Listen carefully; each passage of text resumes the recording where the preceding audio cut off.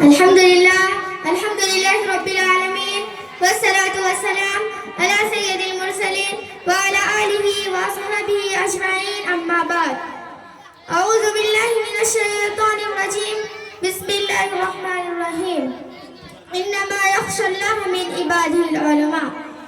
معزز و معقل صدر اجلاس، مشفق اساتذہ کرام، سامعین و سامعات، آج کے اس 5واں انعامی تقریری مقابلہ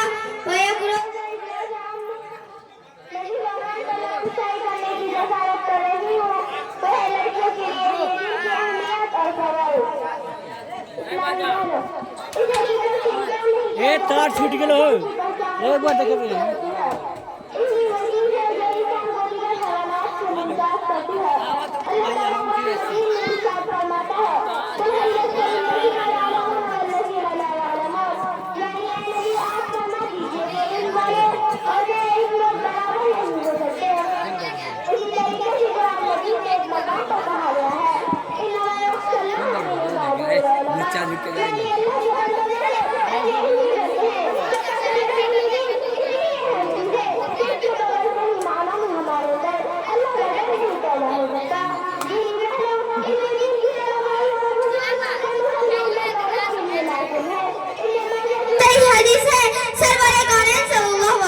فرماتے ہیں طالب العلم فریضۃ علی کل مسلم، یعنی علم دین حاصل کرنا ہر مسلمان پر فرض ہے. اس حدیث میں آپ صلی اللہ علیہ وسلم نے ہر مسلمان سے کہا ہے.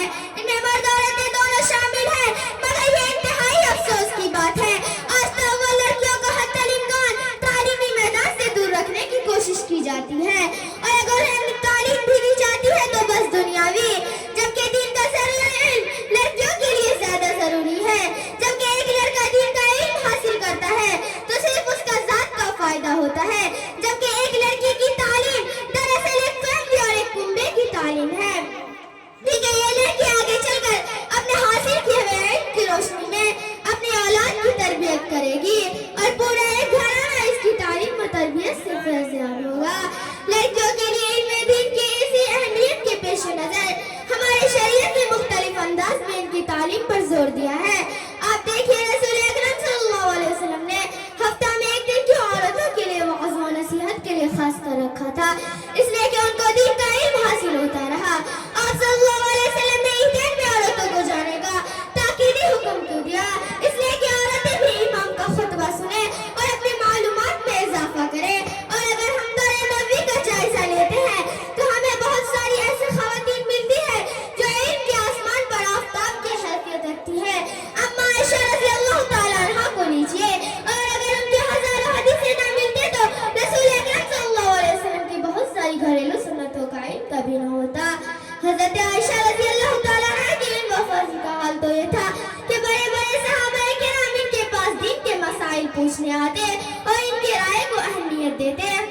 اسلامی بہنوں، آج کے اس پرفتن دور میں جبکہ فیشن پرستی کے چکر میں پڑ کر نوجوان نسل تباہ ہو رہی ہے، شرم و حیا مسلم معاشرے سے رخصت ہو رہی ہے، ایسے حالت میں تو لڑکیوں کے لیے علم دین کی زیور سے آراستہ ہونا اور بھی ضروری ہو گیا ہے.